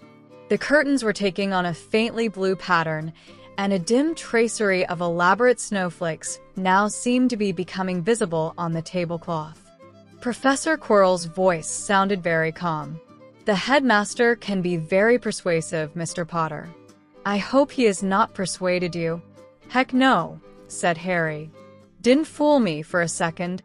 "I should hope not," said Professor Quirrell, still in that very calm tone. "I would be extremely put out to discover that the headmaster had convinced you to throw away your life on some fool plot by telling you that death is the next great adventure. I don't think the headmaster believed it himself. Actually," Harry said. He sipped his own tea again. "He asked me what I could possibly do with eternity, gave me the usual line about it being boring, and he didn't seem to see any conflict between that and his own claim to have an immortal soul. In fact, he gave me a whole long lecture about how awful it was to want immortality before he claimed to have an immortal soul. I can't quite visualize what must have been going on inside his head, but I don't think he actually had a mental model of himself continuing forever in the afterlife." The temperature of the room seemed to be dropping. "You perceive," said a voice like ice from the other end of the table, "that Dumbledore does not truly believe as he speaks. It is not that he has compromised his principles. It is that he never had them from the beginning. Are you becoming cynical yet, Mr. Potter?" Harry had dropped his eyes to his teacup. "A little," Harry said to his possibly ultra-high-quality, perhaps ridiculously expensive Chinese tea. "I'm certainly becoming a bit frustrated with whatever's going wrong in people's heads." "Yes," said that icy voice. "I find it frustrating as well." "Is there any way to get people not to do that?" said Harry to his teacup. "There is indeed a certain useful spell which solves the problem." Harry looked up hopefully at that and saw a cold smile on the defense professor's face. Then Harry got it. "I mean, besides Avada Kedavra." The defense professor laughed. Harry didn't. "Anyway," Harry said hastily, "I did think fast enough not to suggest the obvious idea about the Resurrection Stone in front of Dumbledore. Have you ever seen a stone with a line inside a circle, inside a triangle?" The deathly chill seemed to draw back, fold into itself, as the ordinary Professor Quirrell returned. "Not that I can recall," Professor Quirrell said after a while, a thoughtful frown on his face. "That is the resurrection stone?" Harry set aside his teacup, then drew on his saucer the symbol he had seen on the inside of his cloak. And before Harry could take out his own wand to cast the hover charm, the saucer went floating obligingly across the table toward Professor Quirrell. Harry really wanted to learn that wandless stuff, but that, apparently, was far above his current curriculum. Professor Quirrell studied Harry's tea saucer for a moment, then shook his head, and a moment later, the saucer went floating back to Harry. Harry put his teacup back on the saucer, noting absently as he did, so that the symbol he'd drawn had vanished. "If you happen to see a stone with that symbol," said Harry, "and it does talk to the afterlife, do let me know. I have a few questions for Merlin or anyone who is around in Atlantis." "Quite," said Professor Quirrell. Then the defense professor lifted up his teacup again and tipped it back as though to finish the last of what was there. "By the way, Mr. Potter, I fear we shall have to cut short today's visit to Diagon Alley. I was hoping it would, but never mind. Let it stand that there is something else I must do this afternoon." Harry nodded and finished his own tea, then rose from his seat at the same time as Professor Quirrell. "One last question," Harry said, as Professor Quirrell's coat lifted itself off the coat rack and went floating toward the defense professor. "Magic is loose in the world, and I no longer trust my guesses so much as I once did. So, in your own best guess, and without any wishful thinking, do you believe there's an afterlife?" "If I did, Mr. Potter," said Professor Quirrell as he shrugged on his coat, "would I still be here?" Thank you for joining us for Part 8, Chapters 36 to 40 of Harry Potter and the Methods of Rationality. These chapters have once again proven that when magic meets logic, the possibilities are endless. Did you know? The title Methods of Rationality is a nod to the rationalist movement, which explores how humans can use logic and evidence to make better decisions. The story itself has inspired discussions in educational and scientific circles. If you enjoyed this part, show your support by liking, commenting, and subscribing to Grimoire Audiobooks. Your feedback helps us bring these incredible stories to life. Let us know which moment sparked your curiosity the most. As the tale progresses, let Harry's journey remind you of the power of critical thinking and determination. Until next time, stay curious, stay magical, and thank you for being part of this adventure. See you soon.